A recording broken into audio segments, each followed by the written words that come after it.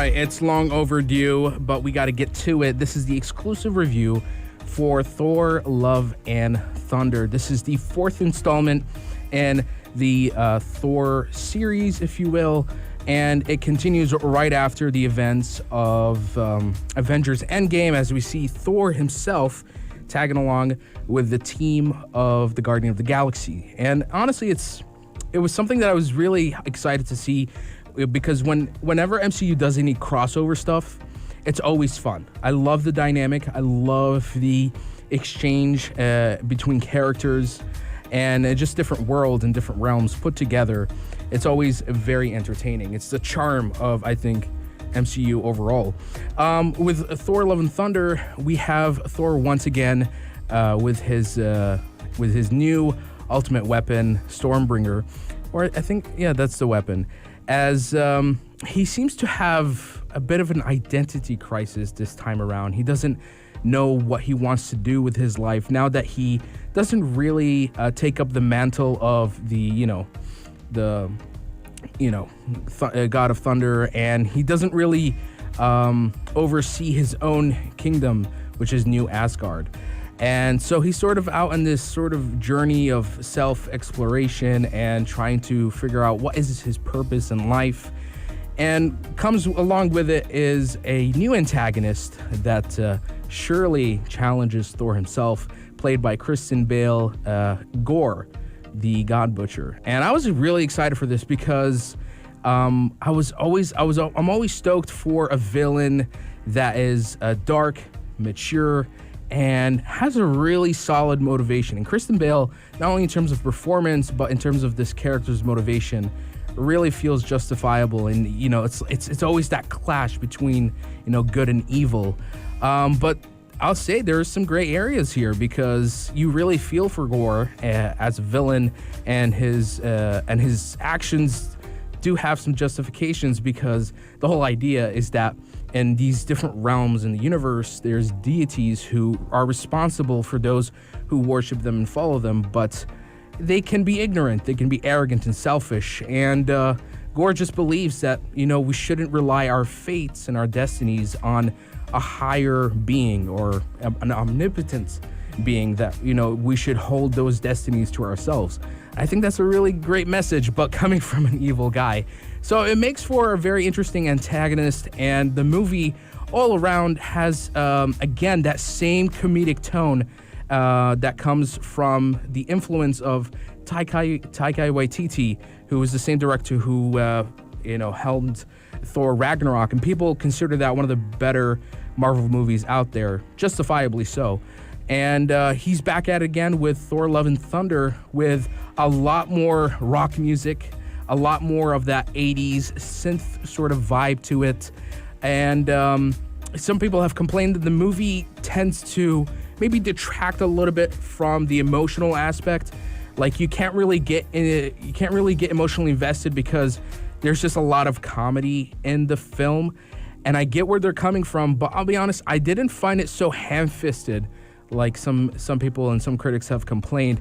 I feel there is a balance there, because especially in its third act, when it really gets climactic and there's a massive confrontation between Thor and the main villain, I feel they still do it. I feel they still do it right, in the sense where, in terms of the stakes, in terms of the music, in terms of even the color, visually, this is a very stunning film to watch. And you go to many different places in the world of MCU here.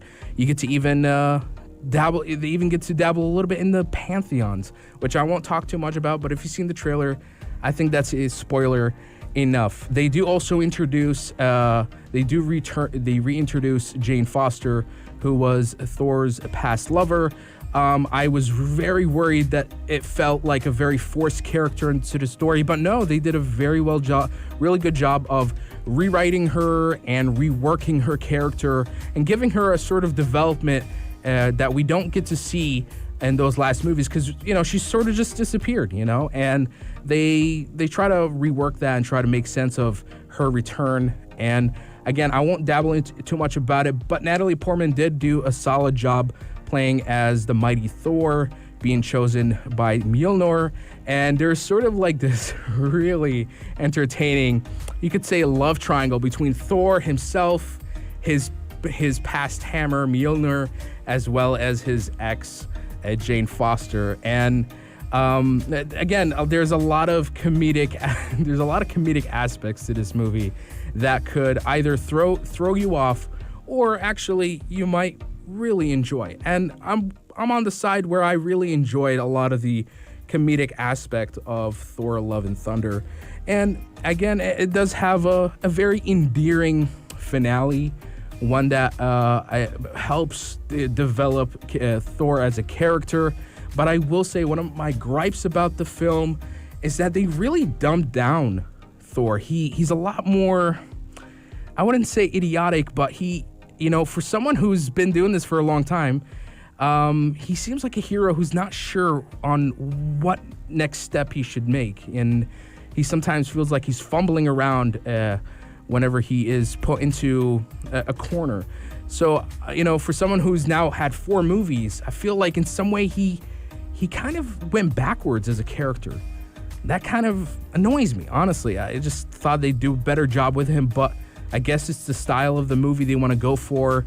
They want to make him more funny as a character. So, some deduction of some kind took place there. I just wish they didn't do that, because Thor really does feel a bit dumbed down in this story.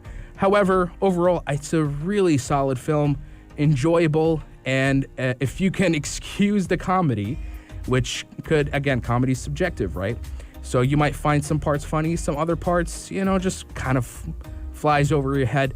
But overall, it's a very entertaining movie, one that I've been waiting for a very long time, and is definitely worth the wait. And so, therefore, Thor: Love and Thunder, I'm giving it a final verdict of 7 out of 10, and I would recommend you watch it if you're an MCU fan who keeps up with the general, installments and the new movies and shows that come out for the Marvel Cinematic Universe.